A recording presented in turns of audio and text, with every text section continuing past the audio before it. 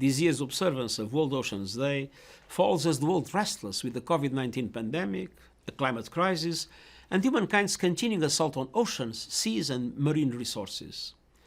The recently issued Second World Ocean Assessment confirmed that many of the benefits that the global ocean provides to humankind are being undermined by our own actions. Our seas are choking with plastic waste, which can be found from the remotest atolls to the deepest ocean trenches. Overfishing is causing an annual loss of almost $90 billion in net benefits, which also heightens the vulnerability of women who are vital to the survival of small-scale fishing businesses. Carbon emissions are driving ocean warming and acidification, destroying biodiversity and causing sea levels rise that threatens heavily inhabited coastlines. The theme of this year's observance, the ocean life and livelihoods, underscores the importance of oceans for the cultural life and economic survival of communities around the world. More than 3 billion people rely on the ocean for their livelihoods, the vast majority in developing countries. As we strive to recover from COVID-19, let's end our war on nature. This will be critical to achieving the Sustainable Development Goals, keeping within reach the 1.5-degree target of the Paris Agreement, and ensuring the health of our oceans for today's and future generations.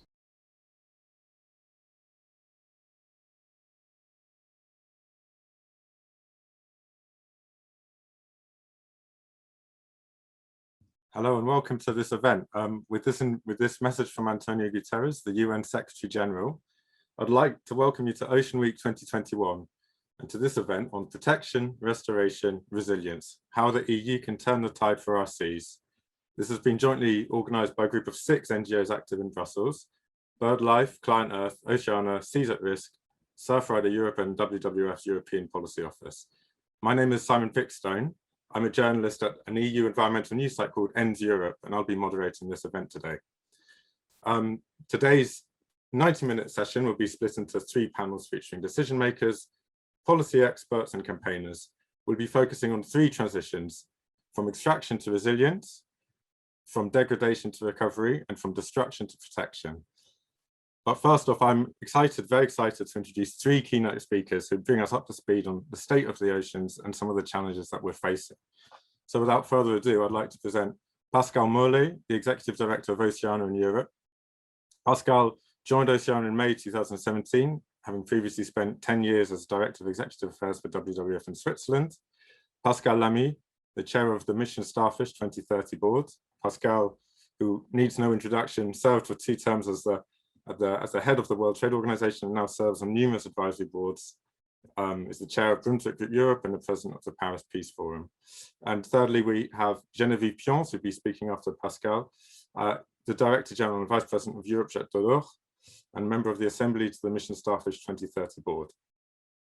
Thank you all very much for coming for today's event. We'll now hear short opening remarks from our 3 first speakers. Well, good afternoon, everyone. I'm very happy and honored to be here today to celebrate World Oceans Day and to open this event. So, what is your connection to the ocean? Does it bring back happy childhood memories? Is it a source of inspiration, a place to explore, a way of life, a source of livelihood? For me, it's a childhood memory going out fishing in the middle of the night with my father, grandfather, and local fishermen in Brittany. It was both scary and magical. And when the same question will be asked of future generations, I wonder what their response will be. This will largely depend on what we together can do for the ocean now. The ocean is where life began. It harbors a multitude of species from tiny phytoplankton to majestic blue whales. We now know that all this life plays a vital role in the natural cycles of our planet. The tiny phytoplankton and other marine plants contribute half of the oxygen that we breathe.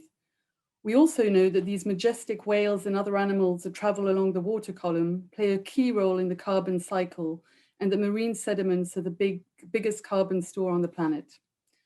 But scientists have shared their research with alarming headlines. 1 million species are at risk of extinction, including many marine species. Overfishing and destructive fishing are the greatest drivers of marine biodiversity loss. And the ocean has taken more than 90% of the excess heat in the climate system since the 70s, with an overwhelming evidence that this is resulting in profound consequences for ecosystems and people. The ocean is quite simply bearing the brunt of climate crisis. while suffering from the ongoing biodiversity crisis, and time is running out. Over and over again, we have seen the same pattern. Scientists ring alarm bells, activists going on the streets to demand action, but policy and action moves at an alarmingly slow pace. Today, we will hear more about the 100 environmental organizations have come together in 2020 to publish the Blue Manifesto, an action-oriented roadmap to achieve our vision for a healthy ocean by 2030. These actions are structured around three main axes: protect and restore natural areas, transition to sustainable and low-impact seafood systems, and halt pollution. Today, we'll hear more about these three elements and progress towards the roadmap. We're still facing a lot of inertia and resistance to the paradigm shifts that are needed. This conference provides us with an opportunity to address many of the challenges we face, to share solutions, and to inspire one another.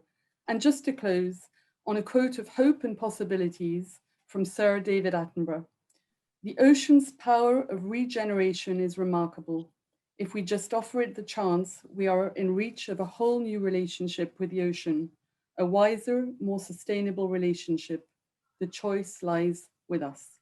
Thank you very much. And now we'll move on to hear from Pascal Lamy.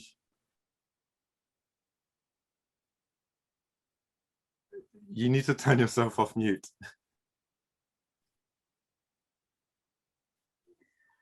Okay, good morning to everybody.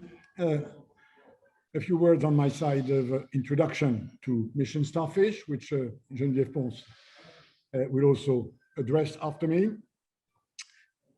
What are EU missions? They are a new set of ventures which will be powered by EU research and innovation funding in order to deliver solutions to major existential challenges for Europeans in a way that engages European citizens. They are about fixing a precise objective to be attained by a certain timeline, and they are about a plan of action in all areas leading to the achievement of this objective by all relevant actors. In our case, the precise objective is to regenerate the EU hydrosphere by 2030. In order to address the sort of challenge which have been mentioned both by the UNSG, which we see in a terribly worrying way in this UN World Ocean Assessment, which has been published for the Ocean Week and which Pascal Moeller just mentioned. So we call this plan of action Starfish because it covers 5, in our view, inseparable different domains. Who is our view? This objective and this plan has been devised by a set of experts, including many NGOs, which belong both to the board, which I have the privilege to chair, and to a larger body, which was called the General Assembly. And it also has been fed up by the general public through interactions in 27 member states for the last 18 months. So missions should be launched by July by the European Commission. The ocean, seas, waters, hydrosphere is not the only one. There are a few others, but let me, in order to remain within our time slot, hand it over now to Geneviève Pons.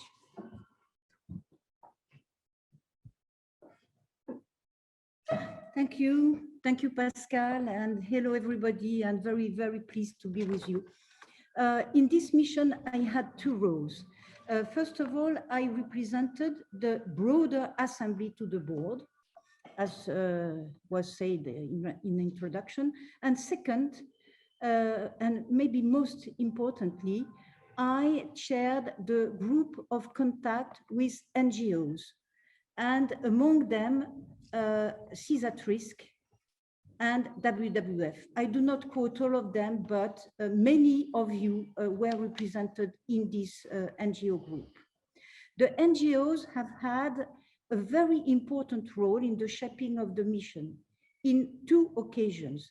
At the very beginning, we had Sam Burgess, which was still the head of the Marine Unit of WWF European Office, who came to us at the Research and Innovation Days in September 2019 with a word, regeneration.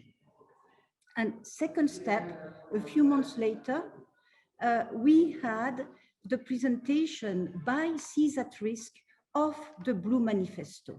And this has inspired us in two manners, setting a very high level of ambition and giving us a holistic view.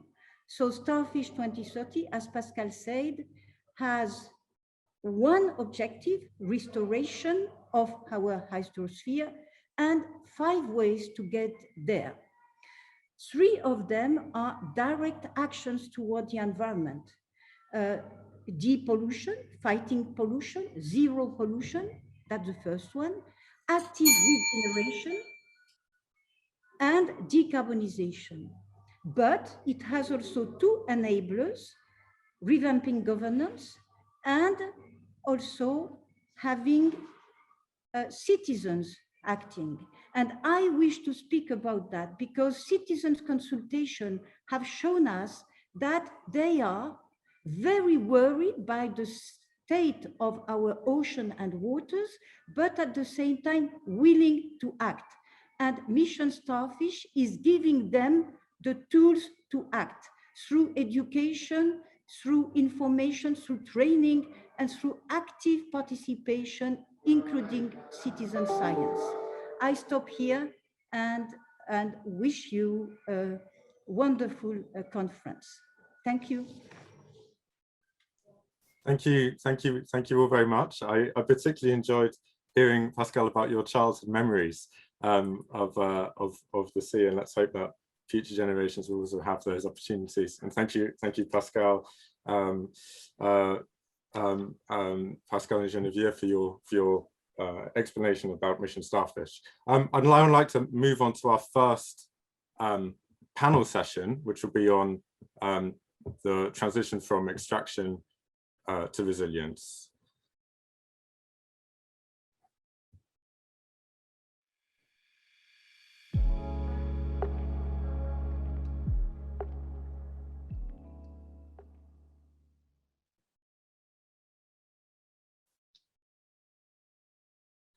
So the ocean, we know, is essential to life on the planet, but is facing multiple threats, from overexploitation of natural resources, destruction of habitats, marine life, and pollution and climate change. What seems clear is that we need a paradigm shift. But what can a just transition look like? And how can we make sure coastal communities are brought on board? To help me unpack these issues a little bit, I'd like to introduce three speakers for our next panel. We have Dr. Stéphane Izoard, Water and Marine Head of Group at the European Environment Agency. Stéphane has led the EEA's freshwater marine activities since 2016. We have also with us Ska Keller, Green MEP and co-president of the Green EFA Group in the European Parliament. Ska, as many of you will know, was elected to Parliament in 2009 and ran as the group's lead candidate in the 2019 elections. And finally, we have Bert de Wel, a climate policy officer at the International Trade Union Confederation. Bert is an environmental economist, leads the union delegation at UN climate summits, and also took part in negotiations on the International Labour Organization's Just Transition Guidelines back in 2015. Thank you three very much for joining us today.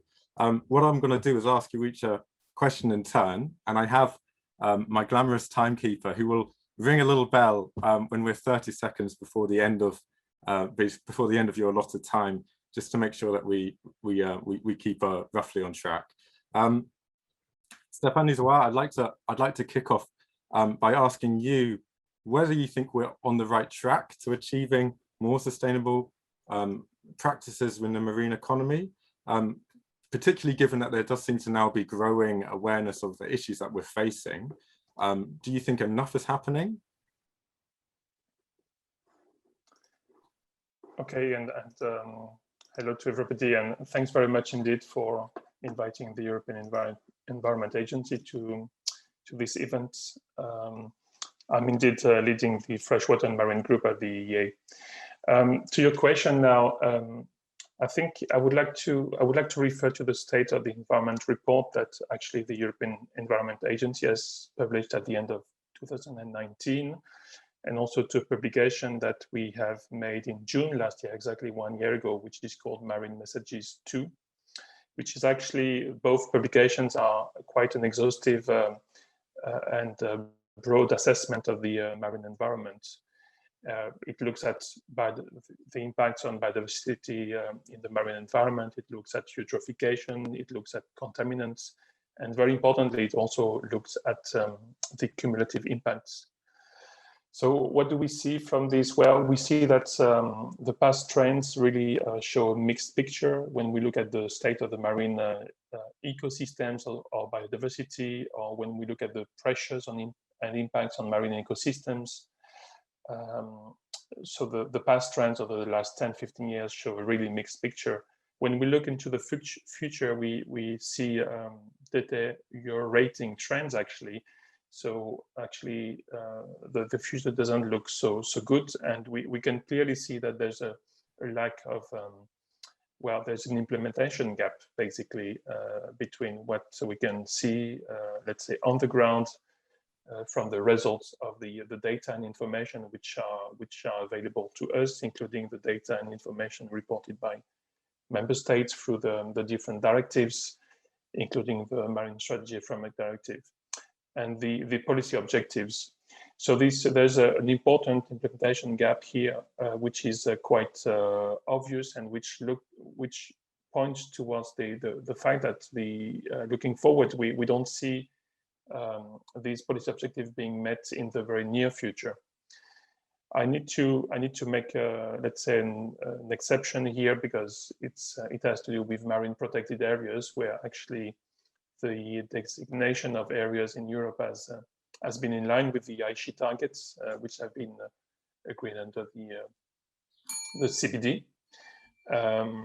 So except on this particular point, the picture is quite alarming. And when we look at the amount of cumulative pressure, it really across European seas, it really links to contaminants, bycatch, impacts of commercial fishing, sound pollution, loss of seabed. I mean, the list is very long, and I encourage everybody to actually look at the two documents and reports I mentioned before, because then you have detailed assessment of the different impacts on the marine environment.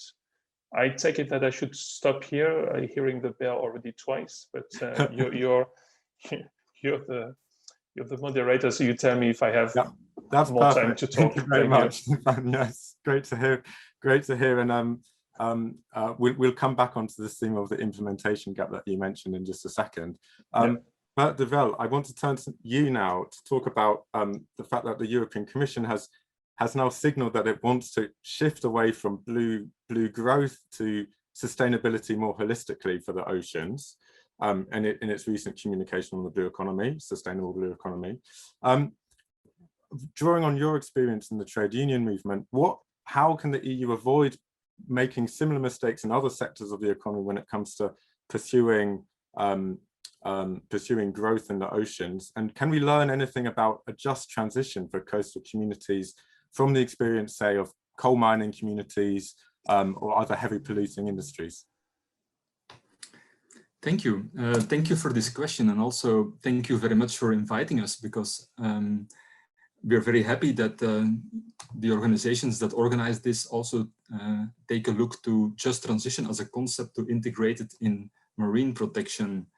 From the unions, we launched the concept of just transition many years ago, the union movement, because workers, the unions, we refuse to choose between protecting our jobs and protecting the environment. That's why years ago we launched this slogan, "There are no jobs on a dead planet." And that's the concept, that the two magical words that, because unions not everywhere have the reputation of being so pro-environment, environmentally friendly, but that's the magical words that we use worldwide to work with our affiliates. I work at the ITUC, the International Trade Union Confederation. That's the international umbrella of trade unions.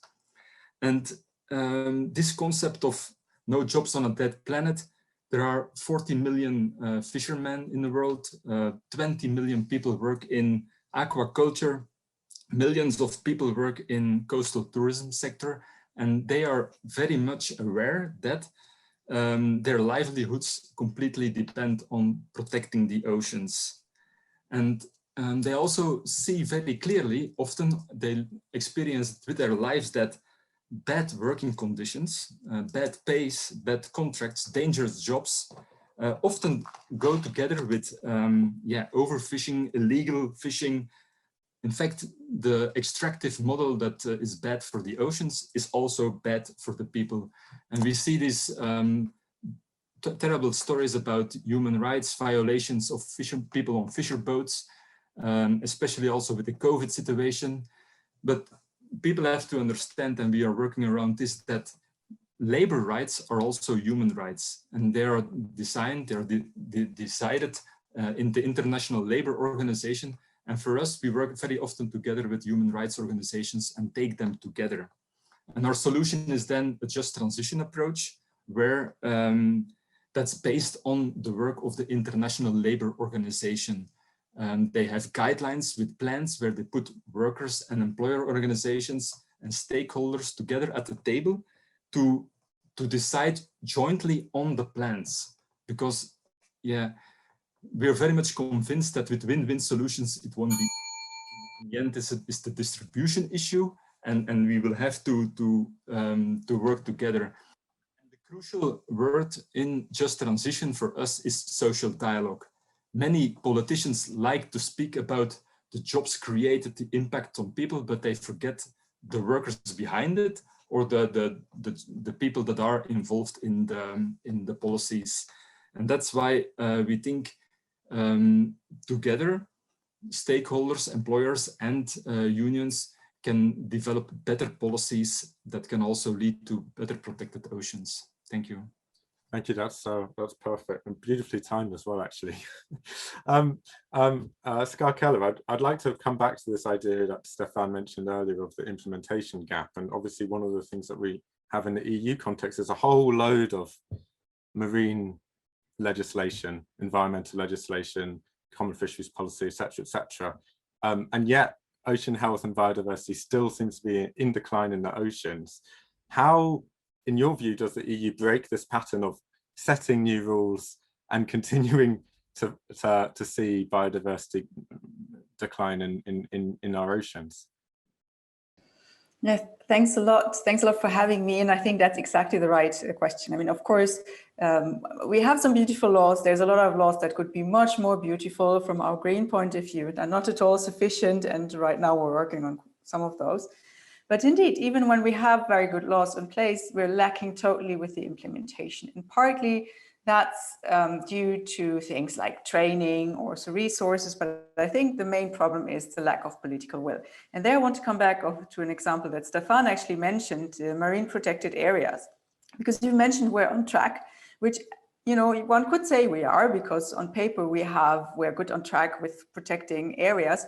But then when we look at what happens in those areas, then we see that only 1.8% of those allocated protection areas actually have a map where you could say, okay, at least ability of them really being protected, and that's not even yet necessarily controlled. So we see a huge problem. We have a law, we have a roadmap, we want to get to 30%, wonderful. Then we have dedicated areas, but still they're just dedicated. They're what we call paper parks, like not really functioning in practice. And that is a big problem.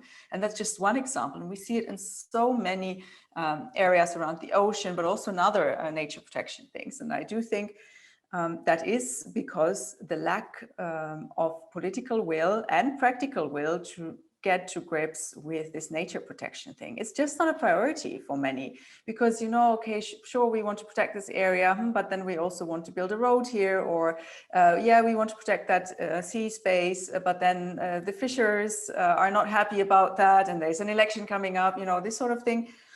And then it's always the first thing that falls off the table. And I think that's the big problem that we have. It's also in the laws. I really don't want to negate that. We have problems, for example, with subsidies. We're subsidizing the wrong things, and we're not doing anything about that, and that's in the law. But even when we have good laws, we're not implementing. And I think that leads a lot of pressure, because if there's sorry for having a trade union organization here, sorry for pointing out, but if there's pressure from the fishers and no pressure from the environmental organization, well, I mean, then we're ending up in a situation where the fishing will happen even in a protected zone. So the pressure also needs to come from the environmental organizations, civil society, what have you. And that's why I'm very happy that this conference is happening. So maybe that we can get organized around that, so that at least that we're watching out that what is agreed, which is always a compromise and not really green policy, at least what's agreed will actually be implemented. That's perfect. Yeah. I mean, and I think it's interesting what you say about actually the fact that the interests of the fishers are aligned and need support from environmentalists as well on many issues. I'm going to wrap up this panel here because we've got a packed agenda and we've got many more people to hear from. I'd like to thank you three for joining us. I thought your contributions were extremely interesting. So now we're going to move on to our second panel session, which is entitled From Degradation to Recovery.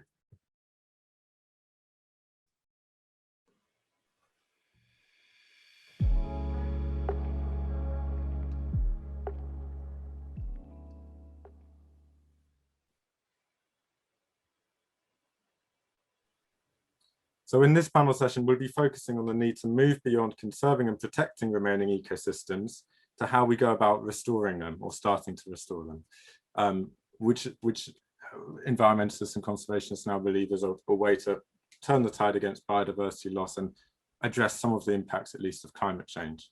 Joining me to discuss this topic, we have three distinguished panelists. We have Joachim Claudet, a senior scientist at CNRS Criobe, and he's also president of the Scientific Committee for Ocean and Climate Platform, MedPan Scientific Committee president. Joachim specializes in evaluating marine protected areas, which Guy Keller was talking about just a minute ago, and is interested in identifying solutions that can affect both nature and people.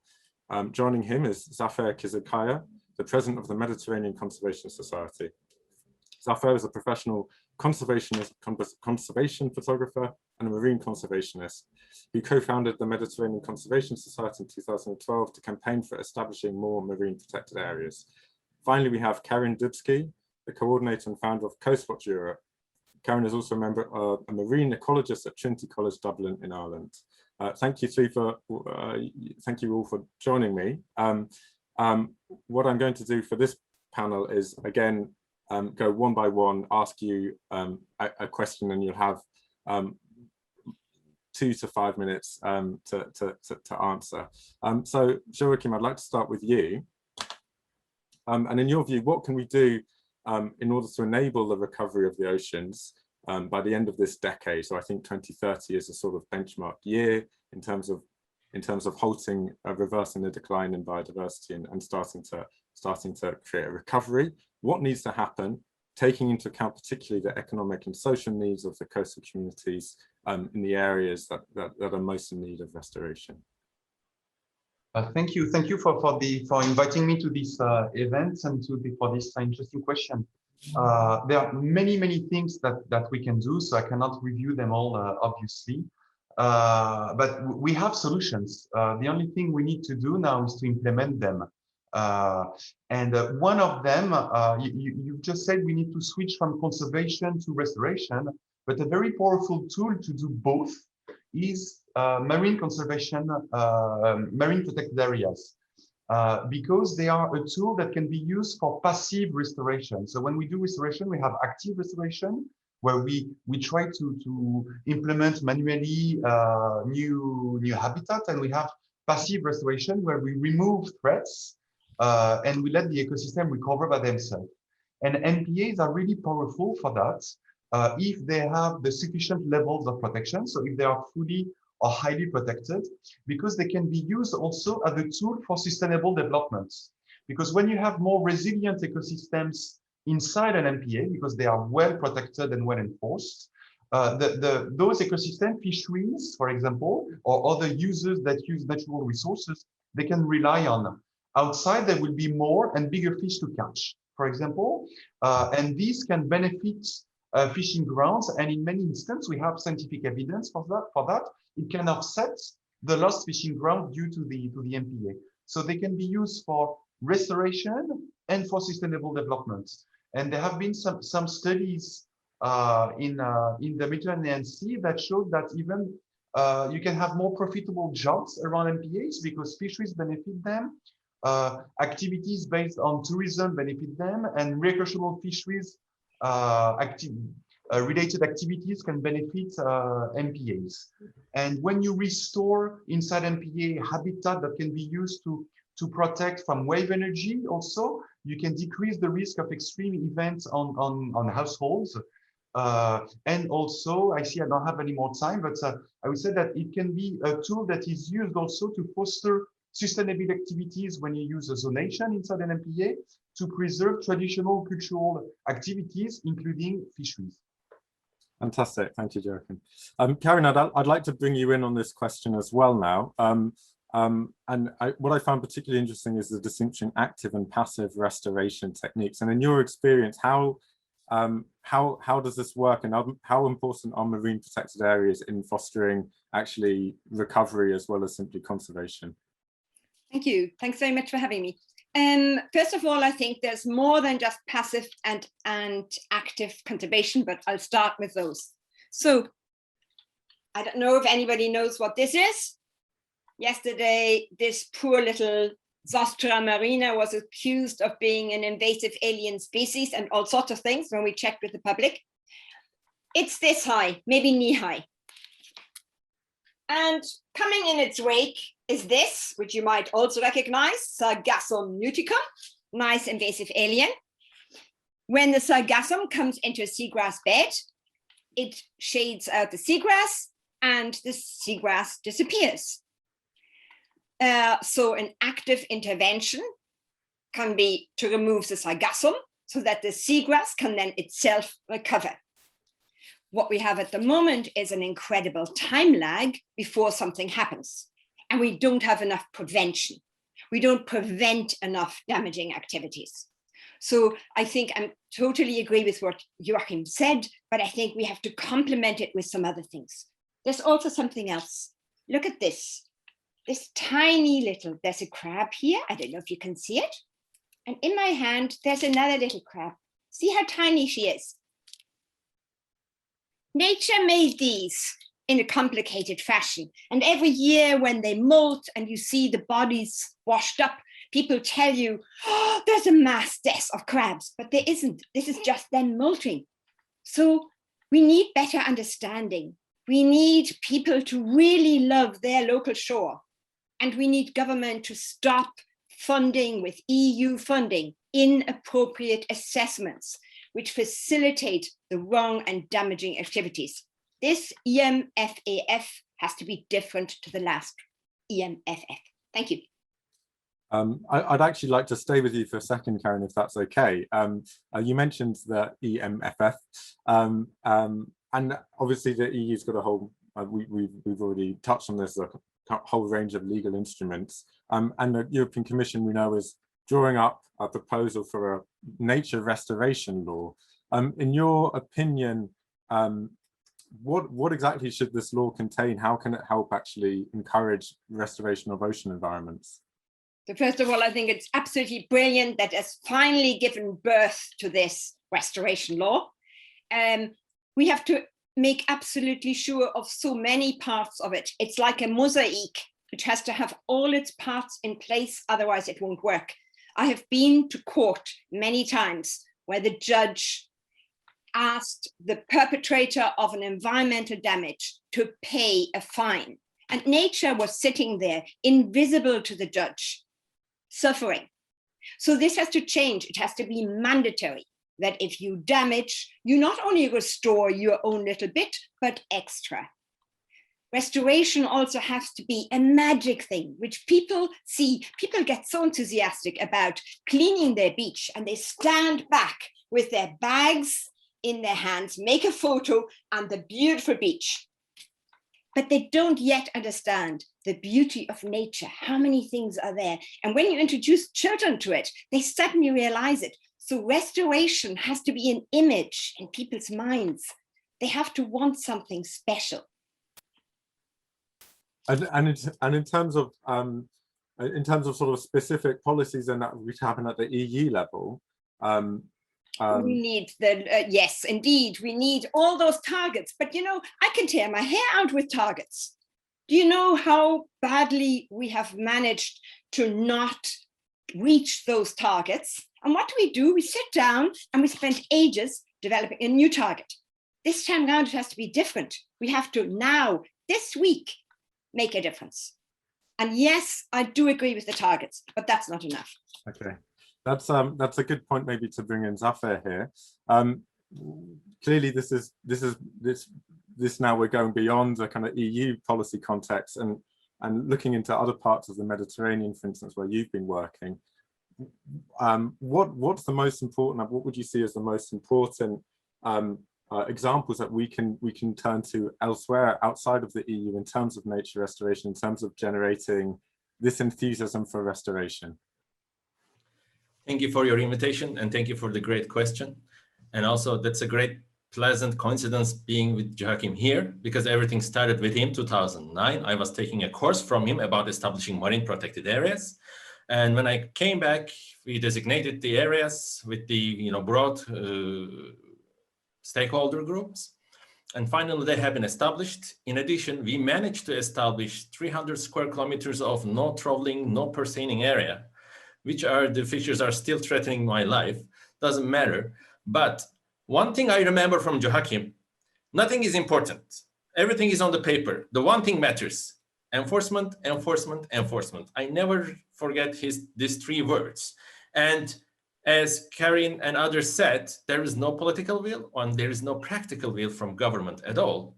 So I took the initiative. We established our own ranger system, enforcement system by an NGO. Probably we are the only or one of the first NGO in the world protecting no fishing zones and all other MPAs by ourselves. And over 8 years, none of the government institution came and you cannot do this. Whatever we report them as an illegal activity, they just find the, infringement parties. So it works. We are protecting our waters. And in 10 years, less than 10 years, fish biomass increased tenfold in protected areas. And the small scale fishery incomes increased 400%. It's unbelievable. There is no such an example. And the trend is still going up. And all of a sudden, all the small scale fishers became our major partner, major supporter. They saw that. And right now, and in the meantime, we have been doing a lot of active, ecosystem restoration, because we have so many invasive rabbitfish, lionfish, long spine sea urchins. They have a big toll on the ecosystem. And then the results are, now we have 11 monk seals in our MPA. I can show you in the caves, we have real-time cameras. And 2 weeks ago, I was filming by drone our shark schools. In just one frame, you can count 11, which is more than 2 meters long. We are the only MPA in Mediterranean having sharks. And wherever I send those footages, nobody believes that that is Mediterranean. Yes, it is. We can turn the tide if we're really serious about protecting things on the sea, not on the office, not on the paper. We have to be there on the sea. And right now we are replicating this over another 800 kilometers in Turkey with a big project, with a big team. So if there's one good successful example, it is much easier to get the wind behind and convince the people from government officials to all the locals and replicate it. But I have still doubts. We have been protecting only 1.8% in series management efficiency. And what will have changed till 2030 that will establish 30% of the whole our oceans marine protected areas, and at least 10% of them will be no fishing zone, and we will enforce those. What will have changed in our attitude? What will have changed in our mind that we could achieve this target? As Karen mentioned, we are just sitting, changing the targets. Nobody, complaining about the targets. Everybody wants to see somebody on the sea protecting the sea in active, measures. So this is what we need exactly. So the only solution, probably, we could stop subsidizing industrial fisheries, right? $35 billion in a year. Just get the half of those. We can protect 20% of the oceans for $16 billion with rangers, with all kinds of management effectiveness. So we need some kind of, attitude change. And of course, there's a big pressure, lobbying power of industrial fishing everywhere else in the world. Look at Turkey, the whole inner Marmara Sea just collapsing because of a kind of mucilage by phytoplankton bloom. An entire sea has just gone dead. So this may be repeated in Aegean Sea or Mediterranean just because of the collapse of the food chain, because there is no big fish anymore. There is no viruses, bacteria even, trying to eat all those mucilages. So we need to keep the food chain alive. Just creating so many no fishing zones, which is ecologically connected, all the habitats should be represented in all those MPAs, and we should be on the sea, just monitor and enforce what is happening around. That is the only solution, and it doesn't mean it is, out of EU or within EU or in Pacific or another part of the world oceans. That is the methodology should be, and we will succeed at the end, I believe. Thank you. Maybe I could just follow up on that for whoever wants to hop on to this question. But Zafer, you mentioned, talked about how actually small-scale fishers, once they saw the results of an enforced marine protected area, were then much more strongly allied to your cause and defenders of that. How do you think awareness, and this is something which maybe any one of you might be able to answer, do you think awareness about the function of an MPA, is that increasing? Are the public and other coastal communities in particular more aware of why this may be an advantage actually in terms of securing their livelihoods? Well, when we are talking about awareness, more than 20 years we have been working on awareness of many different issues. This doesn't work like this, because when you say yes, the others say no. So it is not easy to make a kind of, clear, really to the point decision.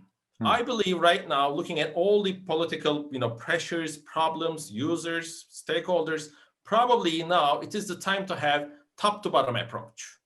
We should convince the very high level of politicians, okay, this should be the politics for the next 20 years, right? Establishing these areas and convincing the public later on. If we just, wait for the opinion of many different parties coming into the same point, it is impossible. We already lost 20 years. Great. I'd just like to bring in Karen very quickly. I saw that you had I saw that you were shaking your head. Yeah, but maybe, different people work in different ways. But I think Irish work by carrots better than by sticks. And it is part of our, and not just Irish, many people, and particularly fishing communities, heritage fishermen, have huge amount of knowledge. And it is much better to work with their knowledge and with them, and work absolutely transparently and fairly. Don't go one against the other. My opinion is that you work bottom up, and that politicians have told me, I would like to do this, but it's not politically possible for me to do this. But if the bottom says, I really want this and need this, then it becomes politically possible. So maybe as a compromise, we need both. I think that's quite a nice way to end this session, actually. So we can have a top down or bottom up or something in between. Thank you for coming for this session. This was I think extremely interesting, particularly like the show and tell, like algae. We're going to now move on to the next session, which is on the transition from destruction to protection. So we're going to have a little video now.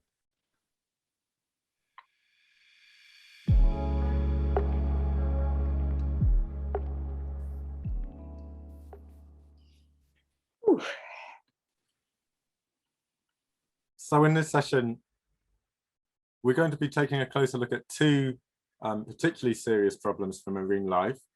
First off, plastic pollution, which has been getting a lot of coverage internationally. And secondly, we're going to be looking at fishing bycatch, which is a perennial issue, but which is also a severe threat to marine life.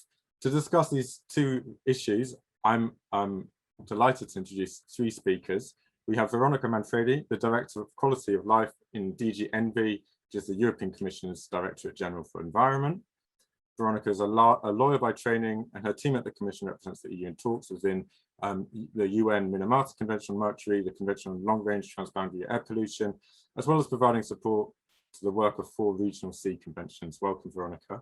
We have a pre-recorded message from Ricardo Serrao Santos, Portugal's Minister of Maritime Affairs, which you'll be hearing at the end. And finally, we have Catherine Chabot, the MEP and member of the MoDem political party in France. Catherine is a French journalist and a sailor who co-founded the Ocean and Climate Platform and now sits on various environmental committees at the European Parliament, the Environment Committee, Fisheries and Development Committees. Welcome to you both. Before we get into the discussion, we're just going to play 2 short videos which I think explain quite nicely the issues of plastic waste and of bycatch, and I think then we'll get into the discussion on each of those. So now we have a video.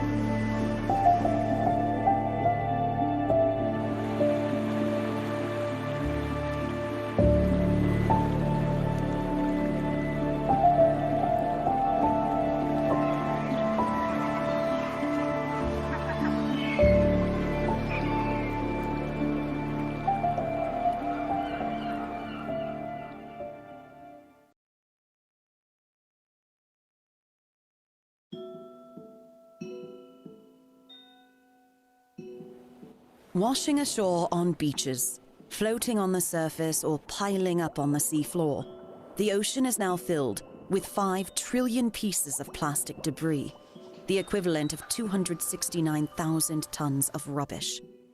Much of it accumulates with gyres formed by ocean currents.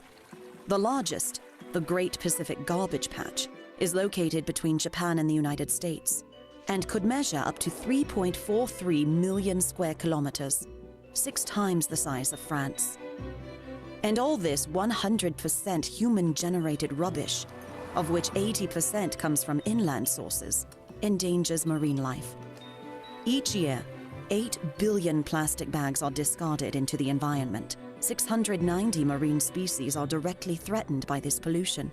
Every year, 1 million birds and 100,000 marine mammals die from it. 80% of litter collected by Surfrider from beaches, lakes, and rivers is for single use, like plastic bottles, cotton buds, plastic bags, and cigarette butts. Let's change our habits to protect the ocean.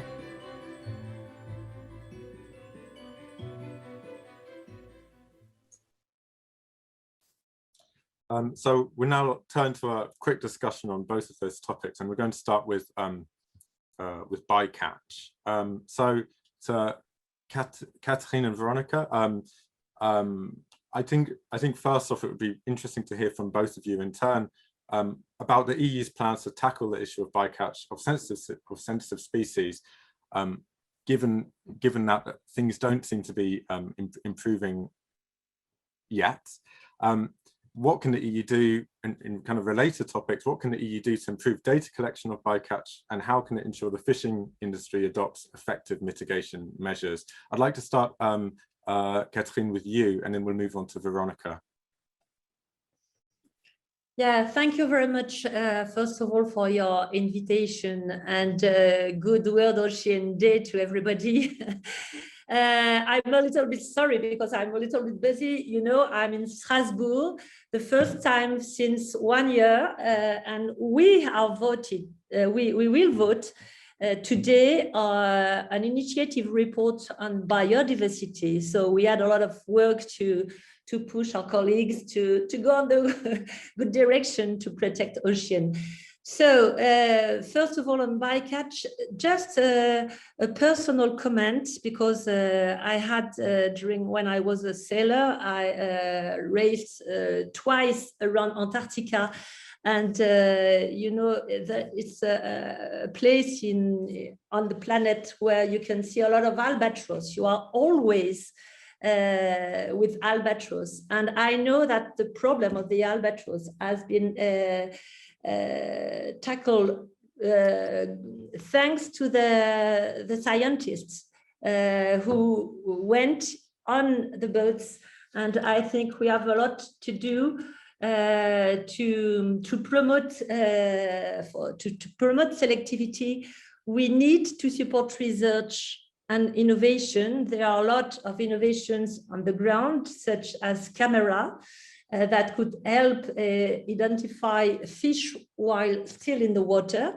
Fishermen are not proactively looking for bycatch, of course, and if they had a great solution to use, they would be happy to.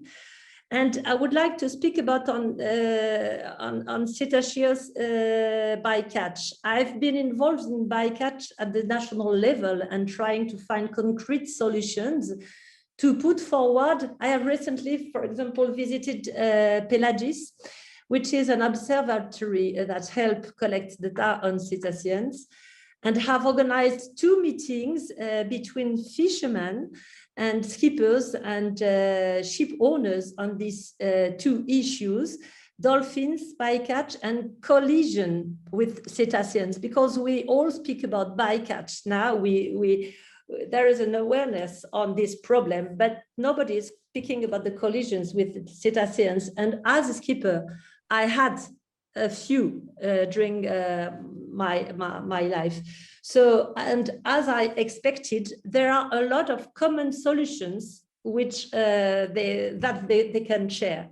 And to still speak about solutions, France, Spain, and Portugal have also joined forces in, you probably know this project, CETAmbition project, but a lot of effort must be done.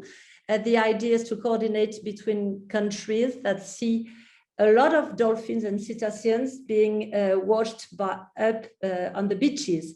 We need more data and we need to work together to collect it. Fantastic, thank you, Catherine. Veronica, would you be able to outline for us the work the Commission's doing on this issue?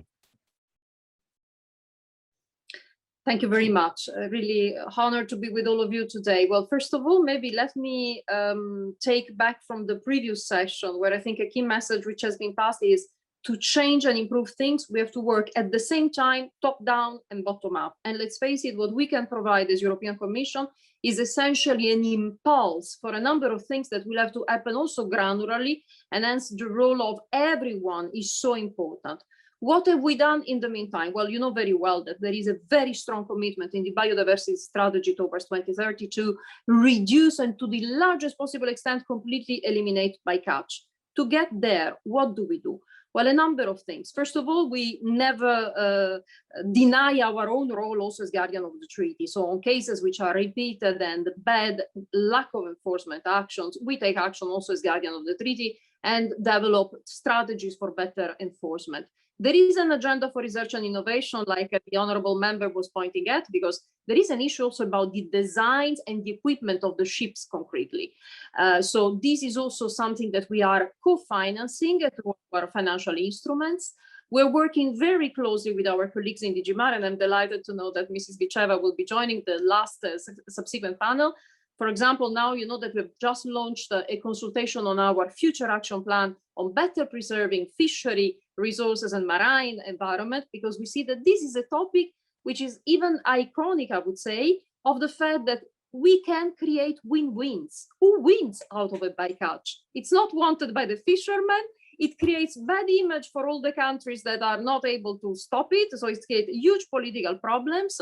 And ultimately, of course, not I would say most importantly, it's harming ecosystem and often species, which on top, in some cases, happen to be the most important carbon sinks. You know that especially the large marine mammals are so important in absorbing CO2 emissions. So we are in a complete lose-lose scenario. Let's turn the page. Fantastic. I love this idea of going from a lose-lose to a win-win scenario. I think we can move on. We have a video now from Portugal's Maritime Affairs Minister Ricardo Serra Santos, which we can listen to now. Thank you for your question, and thank you for the invitation to this event. First of all, I would like to greet my panel colleagues and stress how important it is to discuss this thematic. The accidental and unintentional catch of sensitive species such as seabirds, cetaceans, and marine turtles is a troublesome issue for decision makers and managers, as it is for non-governmental organizations and for the fishing sector. In several cases, fishing corporations employ available technological solutions with some positive effects. And new solutions are actively being investigated by the academia and the fishing sector. Under the remit of the data collection fisheries, member states are committed to collect and report data on the incidental bycatch of sensitive species. Every time bycatches are reported, it means that the problem remains and should be tackled. And the implementation of new technical solutions that demonstrate effective results to reduce the bycatch of sensitive species are embraced in Portugal and by all the coastal member states under a statutory obligation of EU regulations. My ministry recognized that improvements are needed, created working groups to tackle the problems and to propose new solutions concerning interactions of fisheries and aquaculture also with birds, including seabirds, sea turtles, and marine mammals. There are many improvements to make. As you know, the control regulation is also under revision, and the Council intends to adopt provisions to ensure monitoring and control of fishing activities through remote electronic monitoring systems. It includes, for instance, geopositioning systems, sensors, and CCTV cameras applicable to fleet segments which pose a serious risk of non-compliance with the landing obligation. In addition, not complying with measures to reduce incidental catch of sensitive species shall constitute serious infringements according to the criteria set out in their new regulation. Vessel monitoring systems will be enhanced, as well as the access to storage, processing, and exchange of data, including the data provided by the scientific bodies in order to perform scientific research and provide scientific advice. After intense negotiations and the work done by the previous presidencies, the Portuguese presidency expects to achieve a general approach on the control regulation until the end of June. And my expectations are that the new rules will impact positively the bycatch of sensitive species. We'll now move to our second little mini discussion within this discussion, which will be introduced by campaigners from the Surfrider Foundation. Microplastics are an unprecedented pollution resulting in 1,000 billion particles in the ocean. This is no surprise, as they are omnipresent in our daily lives, in the makeup we use, in the detergents we clean with, in the beer and water we drink, and in the fruits and vegetables we eat. There are 500 times more microplastic in the ocean than stars in our galaxy.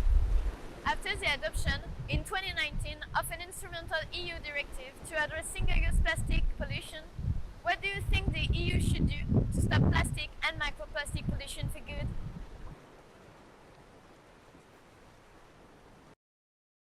I think let's go first to Catherine for your expectations, and then we can get a response from Veronica for the Commission. Okay, thank you very much.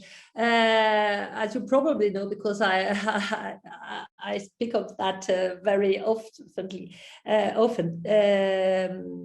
the plastic I saw 30 years ago in the Atlantic, in the middle of the Atlantic during my first solo transat, is at the beginning of my commitment on ocean issues. And we just begin to try to close, to stop all those plastic to go in the ocean. And to answer the question, what I've realized here is the EU single-use plastic has been written based on what we can see just on the beaches. And we know there's just a few of the marine litter on the beaches, among 8 million tons of plastic waste is going to the ocean per year, and you just have 1% on the surface and 99% we don't know where. So in the report, I recently wrote a report on marine litter, and we voted it on March. And we asked to increase the land-sea link and understand the entire life cycle of the project.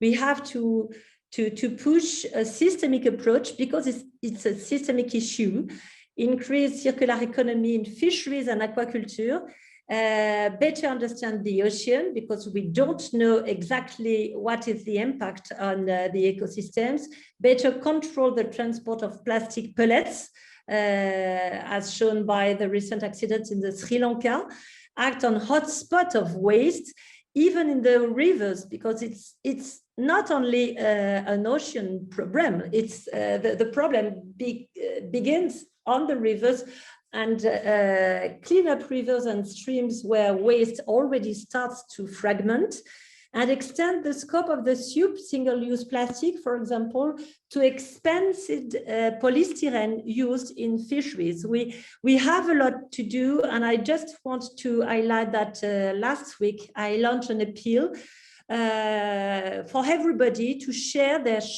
harsh solutions from the top of the mountain to the ocean, on all solutions, and you can share your solutions with the hashtag CSEA, your solutions. Thank you. Veronica, have you got any response? Maybe magic word here seems to be connecting the dots, if I may say, and observing better. Why do I say that? Because we are, thanks to the European Green Deal approach, which I think is really a transformative political priority, putting together the different components, for the first time also creating in the environmental and climate area joint monitoring systems under biodiversity, circular economy, zero pollution. It has just been launched last week during the Green Week, of which you see the visual behind me, and of course climate and decarbonization. So by connecting all these dots and now being much better equipped also with satellite data, because let's face it, the problem that the honorable member is bringing to our attention is the problem of all the, illegal littering. So indeed, you don't see this stuff in the beach. They can be much bigger in size, some of them very harmful, also from a chemical pollution viewpoint, and you need to map, but by now we can. And this is why in the Zero Pollution Action Plan that we have adopted actually last May the 12th, we have an agenda which is also an agenda of decontamination, of cleaning up our seas, where again, you need the bottom up and the top down approaches. Impossible to do any of those things without joining forces.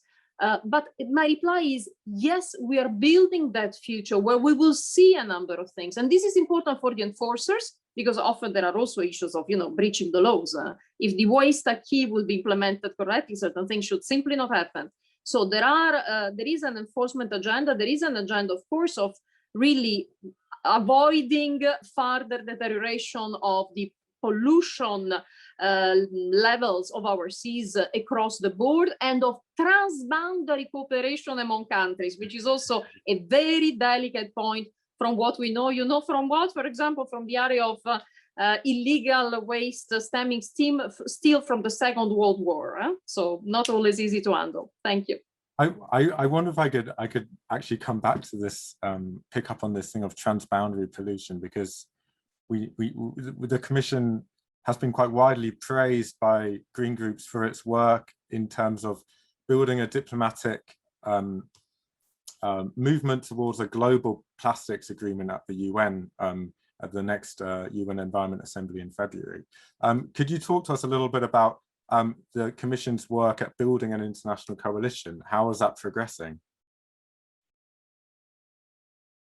I would say that there are reasons to be hopeful, but there is a lot of work which is still ongoing. I mean, I would never say this is now something you can take for granted. And as you know, the UNEA 5 meeting will be really crucial. So again, all hands are needed on deck. A lot of negotiations are ongoing. And what we have launched as a clear message also with the Zero Pollution Action Plan is that there is no better cure than preventing.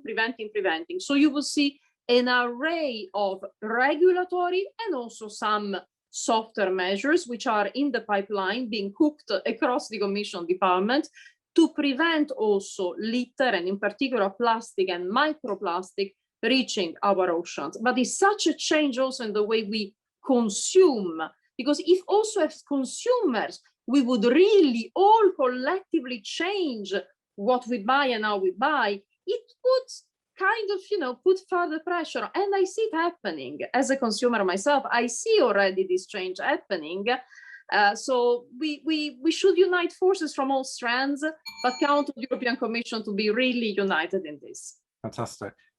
Catherine, you just wanted to say something, if you make it very, very quick, and then we'll move on to hear again from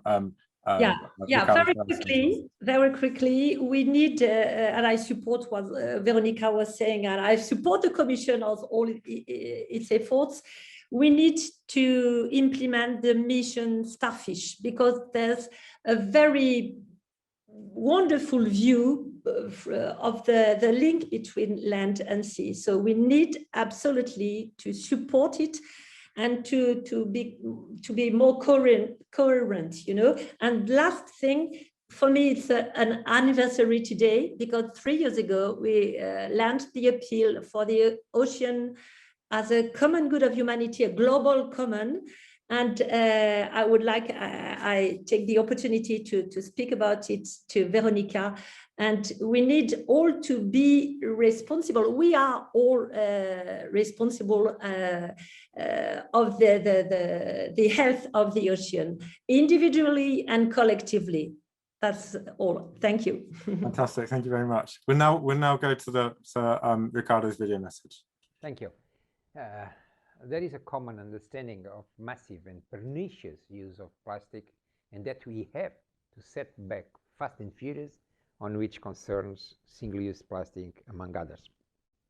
Portugal, as other member states of the European Union, have greatly improved the policy in support of recycling and reuse of plastics, and continues to strive to improve compliance with the new European policies and targets. To do this, we are introducing further legislation and providing the means to logistically support the adoption of effective measures. When it comes to marine pollution, achieving good status or good environmental status and the Marine Strategy Framework Directive is our common goal. the same time, the technical work being developed on the framework of the OSPAR Regional Action Plan for Marine Litter aims to contribute to the EU or European Union circular economy transformation and to zero pollution political achievements. And Portugal is deeply involved in this work. Regarding the specific notes that you made on pellets, the OSPAR Action Plan developed a recommendation to promote initiatives and the change of best practice aiming at zero pellet loss to the marine environment along the whole plastics manufacturing chain from production to transport. And let me say that the EU and its member states will continue strengthening international ocean governance and support partner countries to ensure that the oceans are clean, healthy, and sustainably managed. And under the framework of UNEP, Portugal supported the European Union to conspire a draft resolution to be presented at UNEA 5.2 in February 2022. We wish to promote the establishment of an international committee to negotiate the terms of a legally binding global instrument to prevent and tackle marine litter and plastic pollution. Thank you very much. Thank you very much to all our panelists, particularly Catherine and Veronica. Thank you. It was a pleasure to talk to you. We're going to move on now to the, if you can believe it, to the concluding remarks. And we have 3 more speakers who are going to hopefully wrap things up from today's event. So I'd like to introduce Monica Verbeek, the Director of Seas at Risk. And Monica,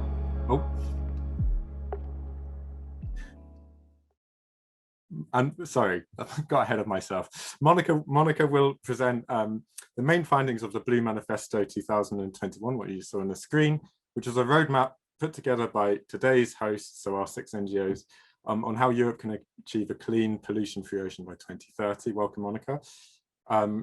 Monica will be followed by a reaction from Charlina Viceva, Director General of DG Mare, of the European Commission, and Charlina will react to Monica's comments. And finally, we'll wrap up with Edgar Dusacre, Young Ocean Advocate, Youth for Ocean Forum, who will give a rousing, I hope, closing speech.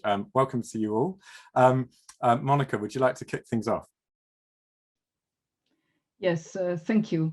So I would like to present the assessment of how the EU has progressed in 2020 down the road towards a healthy and climate resilient ocean by 2030, which was the road defined in the Blue Manifesto, indeed, developed by the organizations responsible for this event, but also supported by over 100 NGOs. And it was published at the start of the mandate of this commission in a sort of a blue response to the European Green Deal. And it's a clear path with an urgent timeline to get to a healthy ocean by 2030. And in 2020, no less than 11 milestones were identified to ensure the right pace of progress. Now, the achievement of these milestones were assessed, and it was based on analysis of policy documents and expert interviews, and it's expressed as a traffic light system, which means a green milestone means sufficiently attained, a red milestone is not achieved at all. So of the 11 milestones in 2020, 2 were assessed as green, 3 as red, and the rest was only partially met or not advanced enough to assess progress. Now, the 2 green milestones were the chemical strategy and zero pollution action plan, what's considered as 1 milestone. And another green milestone was the role of the EU in pushing for protection and restoration targets for marine ecosystems under the CBD. And of course, the CBD summit was postponed due to COVID. So the outcome is not clear yet, but at least the EU input was quite positive. So 2 good steps of progress. However, they're counterbalanced by 3 steps backwards because there were 3 red milestones. 1 milestone that was red was an important one on funding. And funding is, of course, a very important enabler for implementation. But it was bright red. The multi-annual financial framework does not earmark funds for nature protection. And the EMFAF does not set aside funds exclusively for environmental restoration or control, but instead it reintroduced harmful subsidies. Another red milestone is on shipping. The urgently needed ban on heavy fuel oil in the Arctic has many loopholes and exceptions, and it will be ineffective to reduce pollution or black carbon emissions.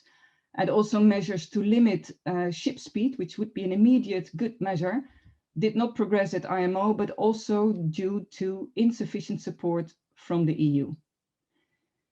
Another red milestone concerns deep sea mining. The biodiversity strategy, when it talks about deep sea mining, refers to the precautionary principle, and that's nice, but there's no concrete action for an EU moratorium on this destructive sector. There were 6 other milestones, and they were all assessed as orange. So that ranges from destructive fisheries, sustainable seafood, plastic pollution, offshore wind, global ocean governance. On all these milestones, there were positive developments, but they were just too weak or too slow to be considered as achieved. Now, most of these 2020 milestones are strategies and plans, and those are first necessary steps. But of course, what will make the difference in the end is the implementation. And we already heard that there's a really weak spot there. We have problems with implementation. So if the first steps in this very crucial decade are not all very ambitious and strong, then the chances that we will start seeing changes in the water further down the road are of course low. And we all know 2020 was a very exceptional year. And of course, there was this huge challenge of COVID that really thwarted lots of policy processes and it caused delays. But now there are only 9 years left, and we really cannot afford to delay ocean protection. So I want to press on you, Ms. Ficheva, for the Commission to scale up efforts and to make up for the lost opportunities in 2020. We as NGOs will do on our side what we can to support the Commission on it, and we have already painted the road for you. We've set it out. It may be a winding and a bumpy road, but we really call on you to stay on it and to keep up the pace, because we need to have these healthy oceans by 2030. Thank you very much for that. That was very interesting. I think, Charlene, in your response, what would be really great to focus on would be the 3 steps back that Monica referred to. And so that's ship, as I understand, shipping, deep sea mining, the EMFF. Do you think there's a path forward that will enable significant steps forward over the next 10 years? Yes, good morning, everyone, and thank you very much for this possibility to participate. Simon, you would excuse me, but I would really want to highlight also what has been achieved, because I don't want to leave the impression that we are less ambitious than we are. So let me first start by saying that in the Commission, we really appreciate not just the Blue Manifesto and the follow-up that is ensured also with this initiative today, but also we very much appreciate the support. And indeed, I've heard this support singled out a couple of times in the previous speaker's intervention. So I would like to underline that we have made a major progress. So I would slightly disagree with Ms. Verbeek's statement. I welcome her analysis, and we have to be critical, but at the same time realizing what we have done so far. So in some areas, the issues are probably a little broader, and our achievements are perhaps a little greater. So, but on some of the elements we can really align. Of the 31 actions in the manifesto, we have achieved 6, and work is progressing on the others, so that there is no stop, there is no relaxing of ambition there. We have really important environmental policy objectives in the already adopted biodiversity strategy, but also for 2030, but also the other strategies. I'm not going to enumerate them. We have on top of these strategies, and I would specifically mention the offshore wind strategy one, where we worked extremely well with our colleagues from DG Ener, but we also have the single-use plastics and the port reception facilities directives that were adopted in 2019. So honestly, in this strange year that was mentioned, because 2020 was a strange year, we have done a lot of work and a lot of reflection and ambition building up until today. We have also taken a position with respect to deep sea mining. So this is not, I would not name it as a red zone. State aid guidelines are being updated, and we are encouraging the member states to come forward with very ambitious from environmental point of view, proposals in the operational programs. Let's not forget that this year is crucial for the uptake and the translation of the EMFAF, AMFAF, this is how I call the European Maritime Fisheries and Aquaculture Fund, to translate it into concrete actions to be taken on the ground. So this year is crucial, and I would immediately, since we are offered support by the NGOs, I would immediately pass one very strong message to you colleagues. If you can help us on the ground, in the regions, in the member states, that the environmental objectives are very seriously taken in these operational programs. If we don't do it now, it will be too late, and we will go again business as usual. Then more activities are being developed and are in progress, such as, for example, on the emission trading system, because shipping was mentioned, and indeed I follow a bit the discussion in IMO, but of course this is more an area for my colleagues from DG Move. But there are movements there to include shipping in the emissions trading system. There is also progress on the Global Oceans Treaty. We are moving ahead with the maritime spatial planning, and we are receiving the national plans, and we will come up with a report next year. The fisheries control is an ongoing and very politicized issue. And again, if you're offering your support for that, we need counterbalance, because you know that everything that happens on the co-legislators front, this is the democratic process, and if there are trends that go counter the environmental objectives, then we need a counterbalance. And normally the NGOs and them being vocal helps us a lot in projecting the environmental objectives. Then what I would like to highlight very clearly is something that is upcoming, and this is the technical measures regulation report.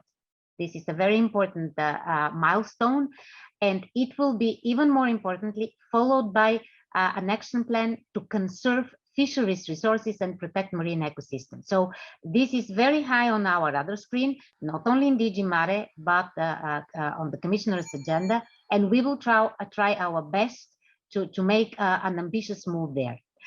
Then I would like to really tackle some of the issues related to funding.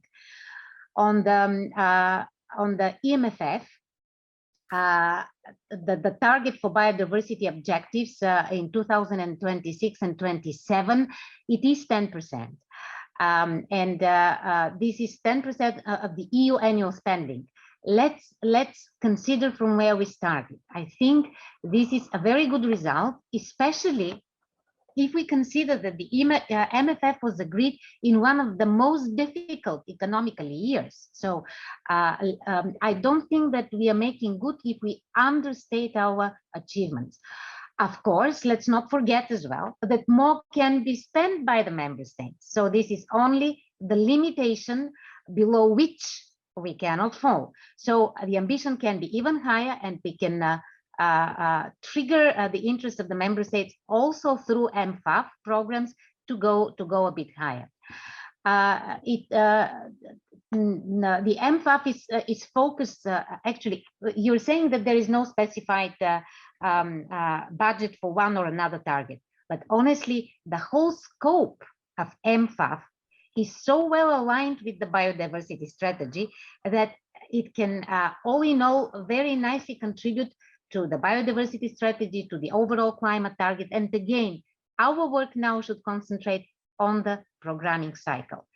On the sustainable shipping, last point before I leave the floor, we are pushing very much for higher uptake of alternative fuels. And let me mention here one of the novel initiatives that are being developed, and this is the Mission Ocean under the research, the huge research program Horizon Europe. So there we can achieve to mobilize the innovation potential into achieving various sustainability objectives.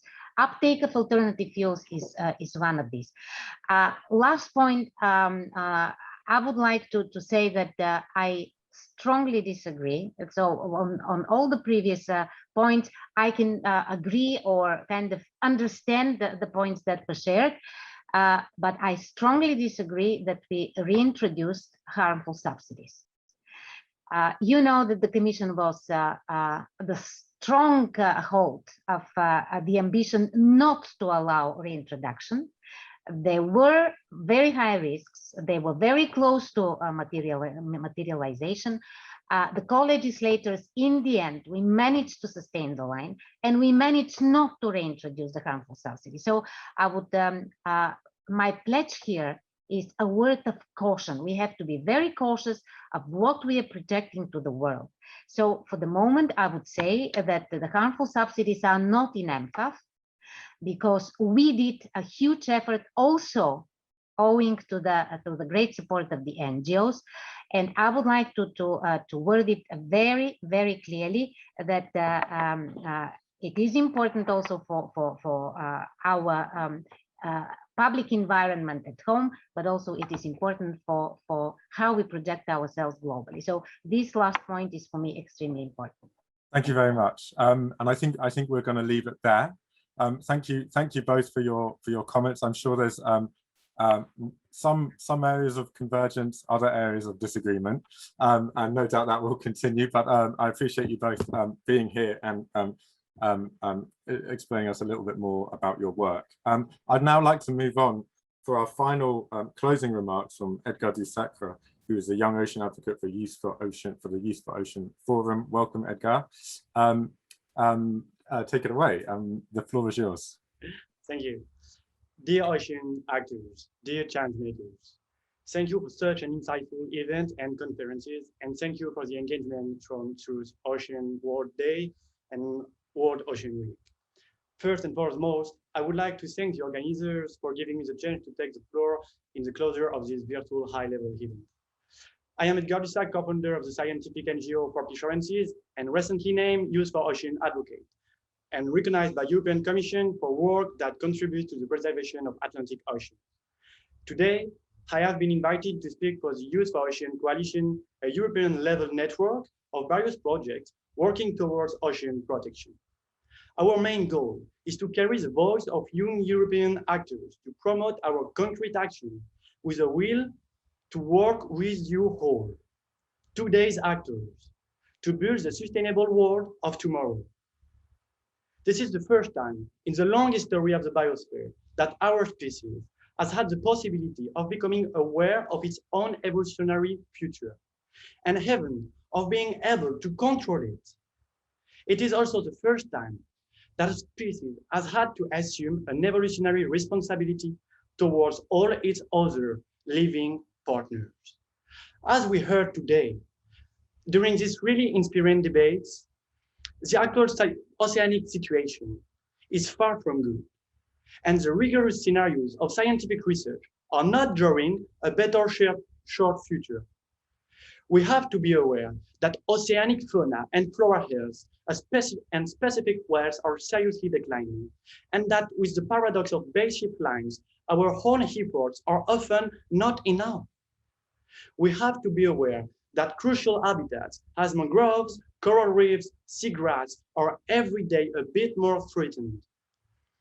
We have to be aware that in all conscience of things and on a voluntary basis, we collapse our forests, seafloors, and our own atmosphere.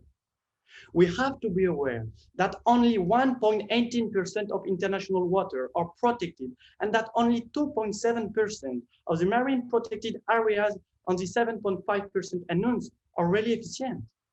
We have to be aware that overfishing, that ghost fishing, loss of biodiversity, the high contamination of our oceans, and the climate change will not just have an impact on nature, but will also have many impacts on human economy, policy, and future. And you know why? Because we are part of nature. After more than a year, the whole world was shaken up by the global pandemic, forced to stay confined in our home, bearing loss, stress, and incomprehension. But we have to realize how we are linked.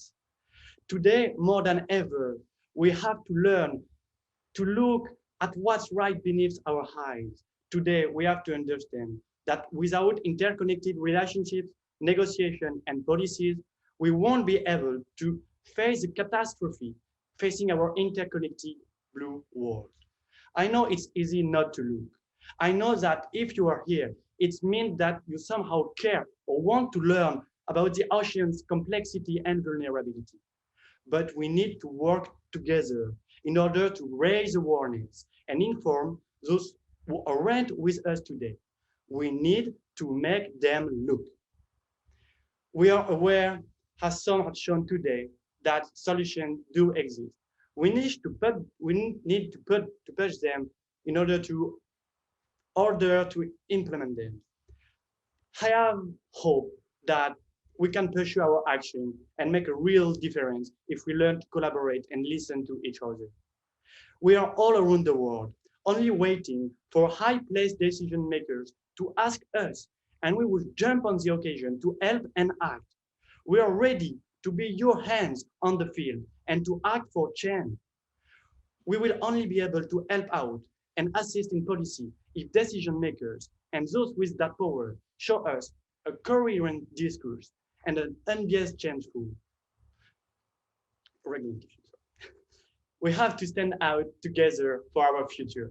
We have all together to create a new world based on reflection, on ecological intelligence, on equity between species, and on two simple things, the life and the beauty of nature. Long life to a sustainable world, long life to the future, long life to the oceans. Thank you. Wonderful. Thank you very much, Edgar. That was good stuff. That concludes today's event. Just before we go, I'd like to thank all of our participants for taking part. It's been, I think everyone will have found something to take away from this, and I've certainly learned an awful lot. I'd also like to just thank the organisers of this event, and if you do want to find out more about the 2030 roadmap, then I think there will be a link provided somewhere. And yes, so I hope we've learned an awful lot, and I hope you can go away and enjoy the rest of the day. Thank you very much.